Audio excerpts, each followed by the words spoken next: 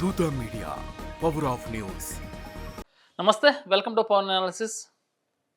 తెలుగు రాష్ట్రాల్లో చెల్లెల ప్రేమ అన్నల మీద ఎక్కువవుతుందిలే కానీ తక్కువ కావట్లేదు. అది రాజకీయ పరంగా కావచ్చు, కుటుంబ పరంగా కావచ్చు, ఏ విధంగా పరంగా కావచ్చు. నేను ఇది ఎవరి గురించి చెప్తానంటే, సేమ్ సిమిలారిటీస్ ఉన్న ఇద్దరు చెల్లెలు అన్నల మీద యుద్ధాలు. ఇద్దరు మాజీ సీఎంల కూతురు, ఇద్దరు సీఎం క్యాండిడేట్ యొక్క చెల్లెళ్ళు. వాళ్ళ కొట్లాట ఆస్తి కోసమో, లేకపోతే పదవి కోసమో, లేకపోతే ఆదినాయకుడి కూతురిగా అహంకారము అర్థం కావట్లేదు. కానీ తెలంగాణ రాష్ట్ర రాజకీయాల్లో, అలాగే ఆంధ్రప్రదేశ్ రాష్ట్ర రాజకీయాల్లో సంచలనం సృష్టిస్తున్నారు వీళ్ళిద్దరు కలిసి.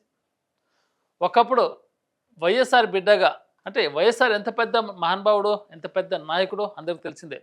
ఆయన చేసిన సేవలు, ఆయన చేసిన పరిపాలన అంత ఈజీగా మర్చిపోలేరు. అలాంటి మహానుభావుడి కడుపున పుట్టిన వైఎస్ షర్మిల గారు సొంత రక్తం అంటే వైఎస్ జగన్ గారి మీద ఏ విధంగా తన వ్యంగ్యాస్త్రాలు ప్రదర్శించిందో, అంటే అది రాజకీయ పరంగా కావచ్చు, లేకపోతే ఆస్తి పరంగా కావచ్చు. కానీ వైఎస్ షర్మిలకు, కవితకు ఒక సిమిలారిటీ. ఎందుకంటే వైఎస్ షర్మిల ఆస్తి కోసం కొట్లాడితే, కల్వకుంట్ల కవిత మాత్రం పదవి కోసం కొట్లాడుతుంది. వైఎస్ షర్మిల గురించి ఒక విషయం చెప్తాను మీకు. గతంలో ఏపీ పాలిటిక్స్లో మీరు చూశారు, వైఎస్ జగన్ని అనరాని మాటలని చివరికి వైఎస్ జగన్ మీద సిబిఐ ఎంక్వైరీ కూడా వేయిస్తాను, వివేకానంద రెడ్డి హత్య కేసు ఉంది కదా, దాని మీద వైఎస్ షర్మిల ఎంతవరకు పోరాడిందో, మరి అది ఎవరు చేశారో ఎవరు చేయలేదో లోకానికి తెలుసు, అది ప్రపంచానికే తెలుసు. అయినా కూడా షర్మిల తెలంగాణ నుంచి వెళ్ళిపోయి ఆంధ్రప్రదేశ్లో సొంత పార్టీ పెట్టి తన రాజకీయ జీవితానికి ముగింపు పలికేసింది. ముగింపు పలికే దిశలో ఇంకా అనన్యం చేయలేక, ఇలాగో జగన్ సీఎం వ్యక్తి, సీఎం క్యాండిడేట్ వ్యక్తిని బెదిరించాలనుకున్నప్పుడు జగన్ తన నిర్ణయాలతో తను ఉంటాడు కదా, మరి ఎందుకంత ఈజీగా షర్మిల వదిలిపెడతాడు? కానీ ఎప్పుడైతే షర్మిల కాంగ్రెస్ అంటే తన పార్టీని కాంగ్రెస్లో విలీనం చేసిందో, అప్పటి నుంచి జగన్ గారు వైఎస్ షర్మిల నుంచి టచ్ చేయలేదు. ఎందుకంటే అప్పటి నుంచి ఆంధ్రప్రదేశ్ రాష్ట్ర రాజకీయాల్లో జగన్ పతనం మొదలైంది. ఎందుకంటే జగన్ మీద షర్మిలానే కాదు, ఏకంగా తన తల్లి ఎవరైతే ఉన్నారో తను కూడా జగన్ గారి మీద కక్ష పెంచుకోవడం, లేదా రాజకీయంగా అభ్యున్నతి పొందడం కోసం ఆస్తి అంటే చెరి సమానం ఇవ్వడం అని గతంలోనే వైఎస్ రాజశేఖర గారు చెప్పినట్టు అన్న మీద వైఎస్ షర్మిల ఎన్ని వ్యంగ్యాస్త్రాలు ప్రదర్శించిందో అది తెలిసిందే. అయితే ఇప్పుడు అదే తరహాలో రాజకీయం కల్వకుంట్ల కుటుంబంలో కొత్త చిచ్చు రేపుతుంది. దేశ నేత కేసీఆర్ గారి కూతురు కల్వకుంట్ల కవిత కేటీఆర్ గారిని టార్గెట్ చేసుకొని వైఎస్ షర్మిల లాగా ఇటు ఆస్తి కోసమో, రాజకీయ కోసమో, ఇంకా ఏ లబ్ధి కోసం అర్థం కావట్లేదు. కానీ కేటీఆర్ గారిని టార్గెట్ చేసుకొని అనేక సార్లు ప్రెస్ మీట్ వేదికకు వచ్చి, అలాగే సోషల్ మీడియాలో చిట్ చాట్ చేస్తూ, కవిత గారు చిట్ చాట్ చేస్తున్నారు కానీ బీఆర్ఎస్ నుంచి ఏ నాయకులు చిట్ చాట్ చేయట్లేరు. దీనికి కారణం బీఆర్ఎస్లో వ్యతిరేకత పెరుగుతుందని, బీఆర్ఎస్ కుటుంబం చీలిపోతుందని.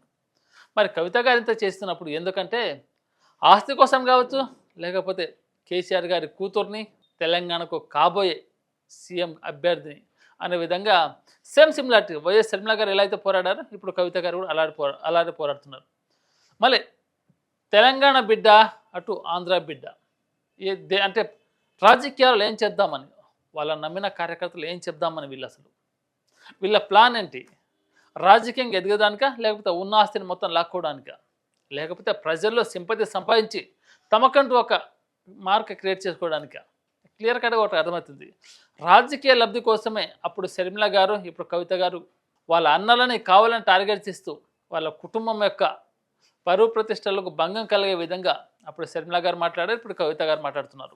ఇప్పుడు షర్మిల విషయం పక్కన పెడదాం, ఎందుకంటే అయిపోయింది అది. షర్మిల గారు పోరాడారు, వాళ్ళ అన్నని 151 నుంచి 11 తీసేసి ఆంధ్ర రాష్ట్రంలోనే కనపడకుండా చేశారు షర్మిల గారు. అది పక్కన పెడితే ఇప్పుడు గత 10 నుంచి వారం రోజుల్లోపు హాట్ టాపిక్గా తెలంగాణ రాష్ట్ర రాజకీయాల్లో కల్వకుంట్ల కుటుంబంలోనే రచ్చ లేపింది మొదట కవిత గారు. మరి ఎందుకు అంటే రాజకీయంగా లబ్ధి పొందడానికి తప్ప ఇక్కడ ఏమి కనబడలేదు కదా. కేటీఆర్ గారిని టార్గెట్ చేసింది, ఎందుకంటే కేసీఆర్ గారిని టార్గెట్ చేస్తే కల్వకుంట్ల జీవితం, అంటే కల్వకుంట్ల కవిత జీవితం మొత్తం రాజకీయానికి స్వస్తి పలకాల్సిందే. అన్నను టార్గెట్ చేస్తే చెల్లె మీద ఉన్న ప్రేమతోటి కేటీఆర్ గారు త్యాగం చేయొచ్చు, లేకపోతే కేటీఆర్ గారు కవిత మీద కోపం పెంచుకొని పార్టీ నుంచి గెంటేయచ్చు.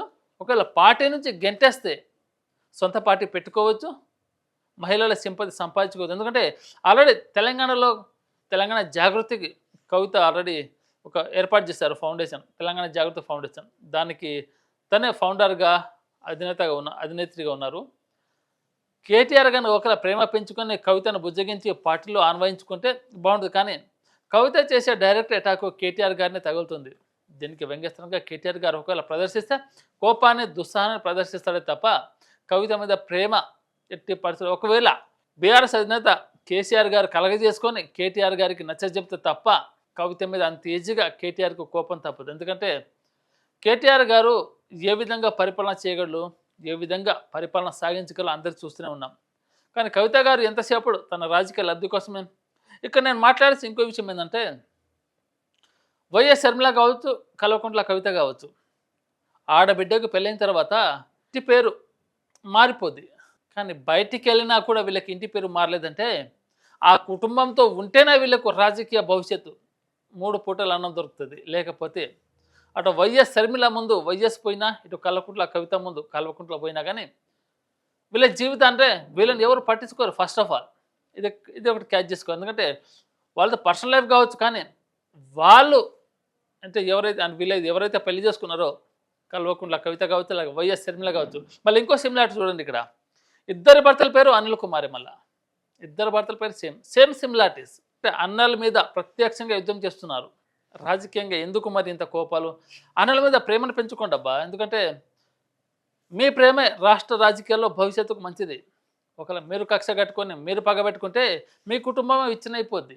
మీరు ఆస్తి కోసం చేస్తారో, లేకపోతే రాజకీయం కోసం చేస్తారో, లేకపోతే పదవి కోసం చేస్తారో, మరి ఏ ఇతర నాయకులు మీ చేత చేస్తారో తెలియలే. కానీ మీరు చేసే వ్యాఖ్యల వల్ల మీ కుటుంబం పరువు, మీ పార్టీ పరువులే మంటలో కలిసిపోయే రోజులు కనబడ్డాయి.